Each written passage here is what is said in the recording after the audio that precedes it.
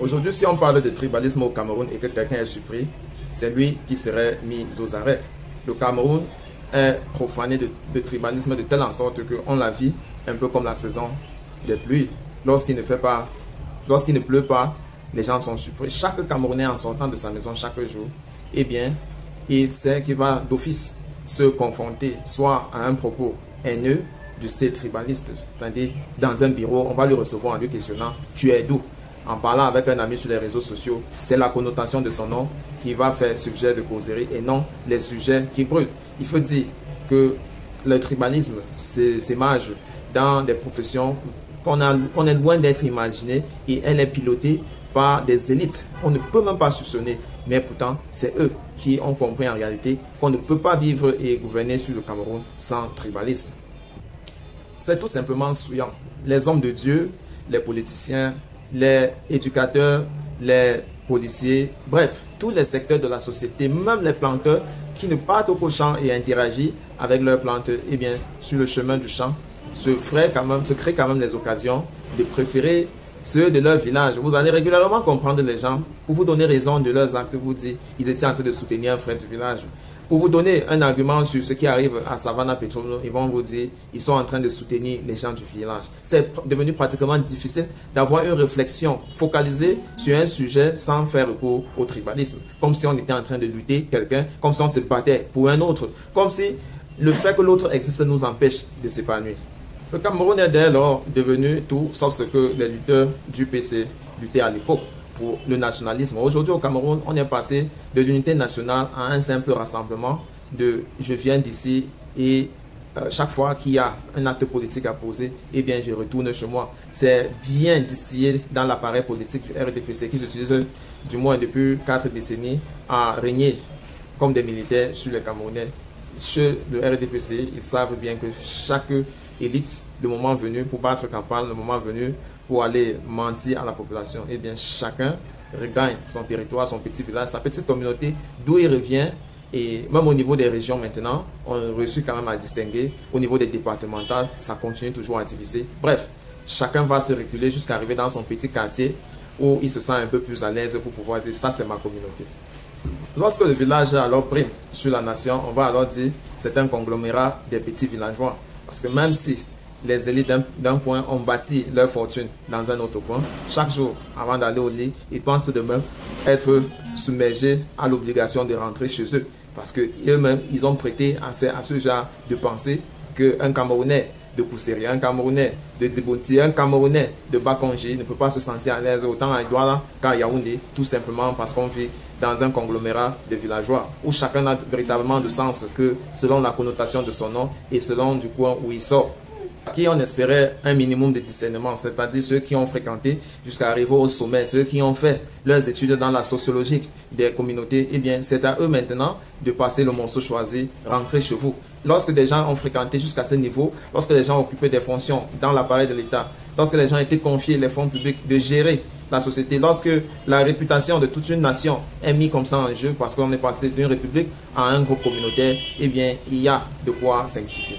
Beaucoup on avait honte de stigmatiser certaines communautés à cause de leur minorité est révolue. Malgré la loi sur le tribalisme et les propos haineux que le gouvernement a ratifié, il faut dire que l'implémentation peine à être implémentée.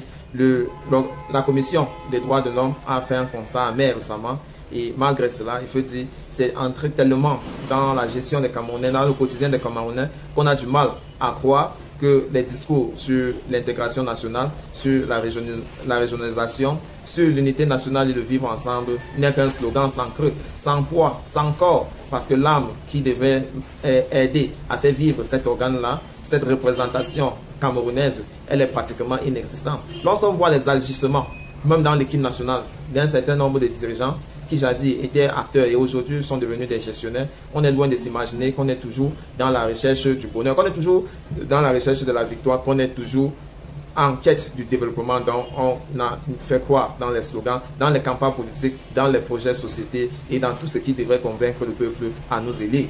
Une fois que ces derniers sont détectés et repris par leurs propres mots, eh bien, ils cherchent à polir, ils cherchent à améliorer le langage en oubliant que quelle que soit la position par laquelle on cherche à améliorer le sens du mot qui veut dire entrer chez vous, eh bien, elle continue à sonner très mal dans l'oreille parce qu'on veut profiter d'un état de lieu pour pouvoir stigmatiser les autres, pour pouvoir fragmentaliser la société, pour pouvoir faire douter de l'identité d'un certain nombre de gens sur leur appartenance, leur sentiment d'appartenance à un État, à une république, à un espace, tout simplement parce qu'ils viennent d'ailleurs.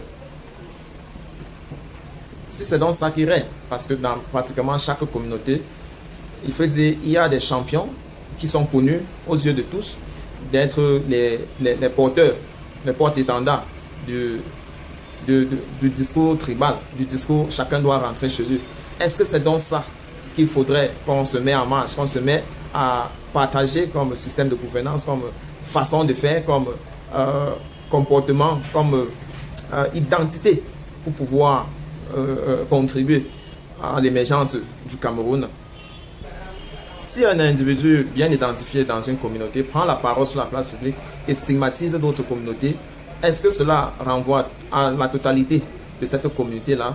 Serait-il normal de pouvoir juger cet individu sur la base de tous les ressortissants de sa communauté? Est-ce qu'il a pris mandat dans sa communauté pour représenter les voix des enfants, des jeunes, des femmes et même des vieillards de cette communauté? Pourquoi est-ce qu'on, au-delà du discours d'un homme, on veut totalement broyer sur sa communauté et comme quoi ce sont des gens de cette communauté-là qui se comportent de cette façon-ci?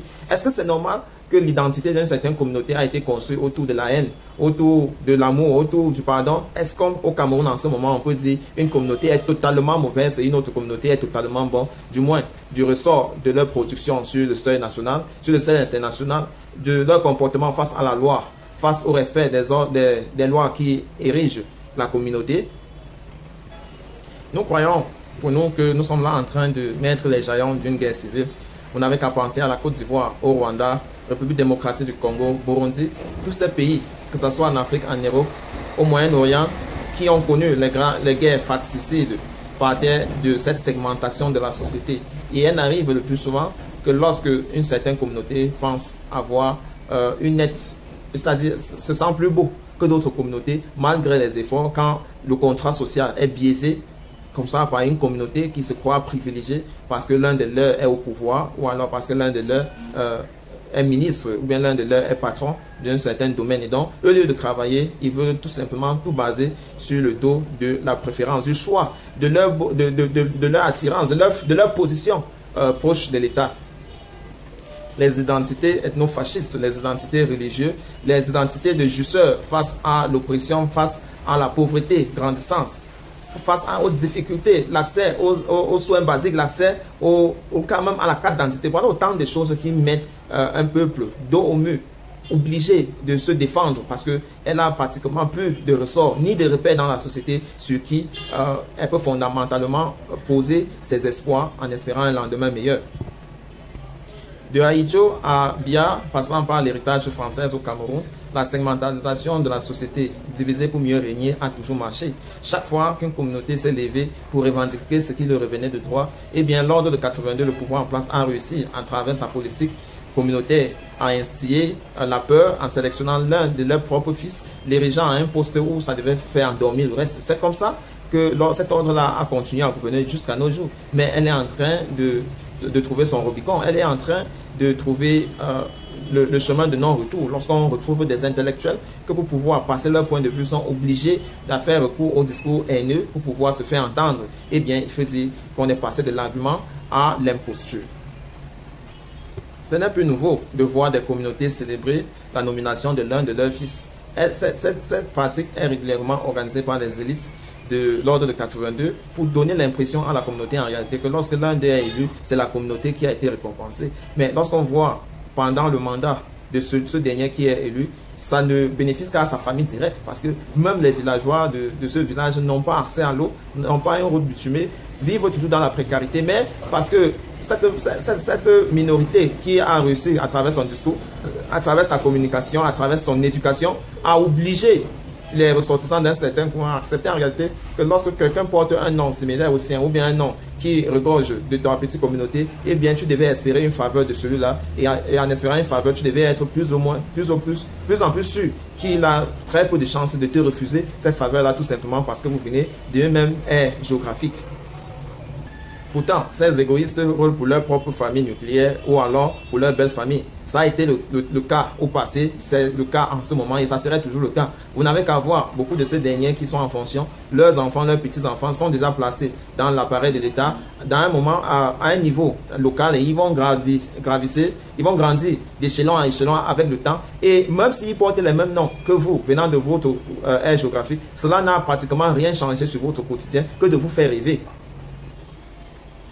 Ils ont décrit la civilisation à l'état du communautarisme. Ils ont décrit la citoyenneté à l'état du villageoisisme. Ils ont décrit l'appartenance à une république à l'identification des noms et des coins, des villages. L'état où des gens pensent d'abord village avant de penser nation.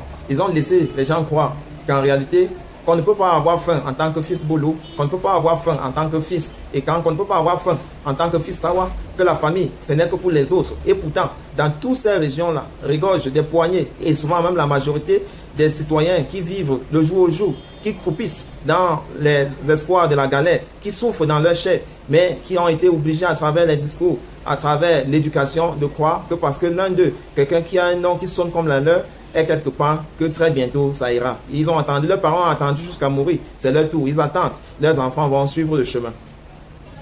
Là-bas en haut, lorsqu'ils se partagent du pétrus, il n'y a véritablement pas de tribalisme. Il y a l'unité nationale. Entre eux, ils ont partagé les ressources de l'État et parce qu'ils ont des noms qui sont des différentes communautés, ils ont véritablement l'air de représenter le pays tout entier. Mais nous, ici en bas, nous avons un front commun. La galère, l'accès à l'électricité, l'utilisation de l'Internet qui est devenu un outil de travail aujourd'hui pour plusieurs Camerounais. Voilà le combat que nous, les gens d'en bas sont en train de mener. Pourtant, les gens en haut sont là, grâce à leurs moyens, ne font pas face à ces difficultés-là et peuvent en réalité chanter le vivre ensemble, chanter l'intégration nationale, chanter le vivre ensemble. Parce qu'avec les moyens de l'État, ils s'offrent un certain niveau de luxe qui leur met à l'abri du besoin, qui met leur famille nucléaire à l'abri des besoins. Et chaque fois qu'ils ont un problème de santé, ils peuvent comme ça prendre de l'avion, s'évacuer en Occident pour avoir un soin. Même chose pour leur famille. Donc, ils ont un langage qui est commun entre eux. Et nous, les gens d'ici en bas, ils nous ont jetés en pâture avec un discours haineux dans le sens rentrer chez vous.